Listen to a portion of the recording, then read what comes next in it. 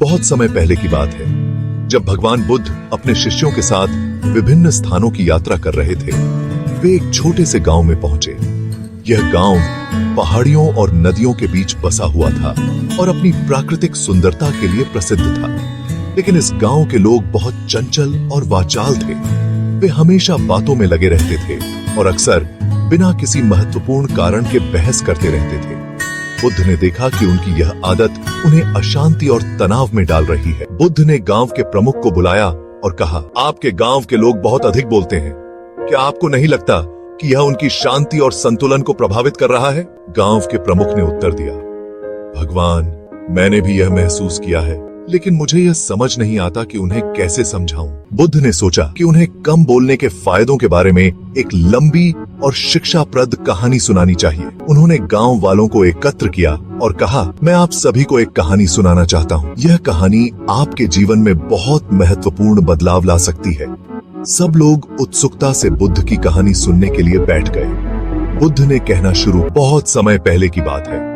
एक समृद्ध राज्य था जिसका राजा बहुत ही बुद्धिमान और न्यायप्रिय था। उस राज्य में एक व्यक्ति था जिसका नाम शांतिदेव था। शांतिदेव अपनी शांति और कम बोलने की आदत के लिए प्रसिद्ध था। वह बहुत कम बोलता था, लेकिन जब भी बोलता था उसकी बातें हमेशा गहरी और विचारशील होती थीं। उसकी इस आदत के कारण लोग उसे बहुत सम्मान देते। शांतिदेव का जीवन बहुत सरल और सहज था। वह अपने दिन का अधिकांश समय ध्यान और साधना में व्यतीत करता था। वह जानता था कि शब्दों की शक्ति बहुत अधिक होती है और उन्हें सोच समझकर ही इस्तेमाल करना चाहिए। एक दिन राजा ने शांतिदेव को अपने दरबार में बुलाया। राजा ने कहा, शांतिदेव, मैं तुम्हारे बारे में बहुत कुछ सुन चुका हूँ। लोग कहते हैं कि तुम बहुत कम बोलते हो, लेकिन जब भी बोलते हो तो तुम्हारी बातें बहुत प्रभावशाली होती हैं। मैं जानना चाहता हूँ कि कम बोलने के क्या फायदे हैं। शांतिदेव ने थोड़ी देर सोचकर उत्तर दिया, महाराज, कम बोलने के कई फायदे हैं।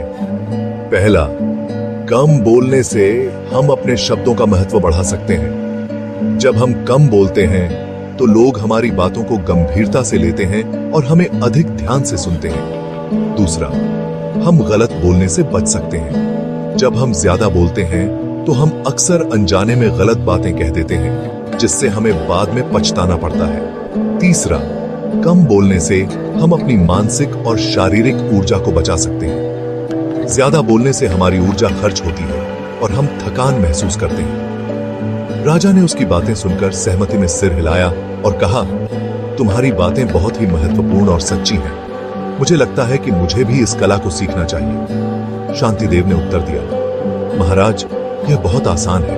आपको केवल यह ध्यान रखना होगा कि आप कब और कैसे बोलते हैं। बोलने से पहले सोचें कि क्या आपकी बात सच है, क्या यह आवश्यक है और क्या यह किसी की भलाई के लिए है। अगर यह तीनों बातें सही हैं, तो ही बोलें। राजा ने शांतिदेव की बातें मान ली और उन्होंने भी कम बोलने की आदत डाल ली।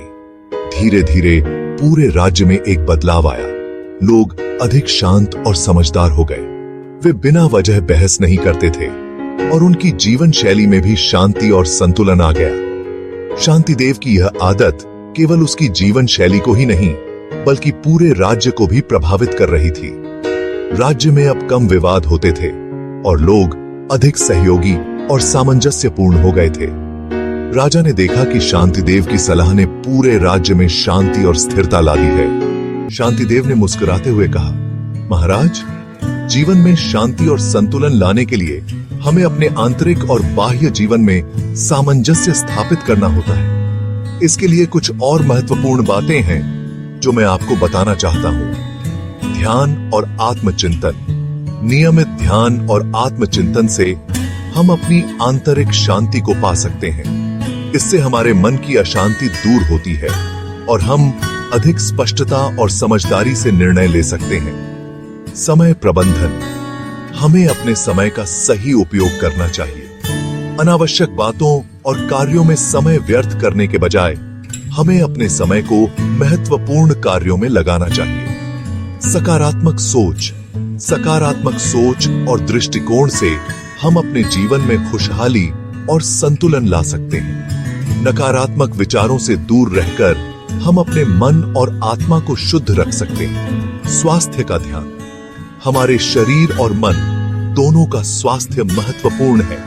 नियमित व्यायाम, संतुलित आहार और पर्याप्त नींद से हम अपने शरीर और मन को स्वस्थ रख सकते हैं। संबंधों का सम्मान, हमें अपने संबंधों का सम्मान करना चाहिए।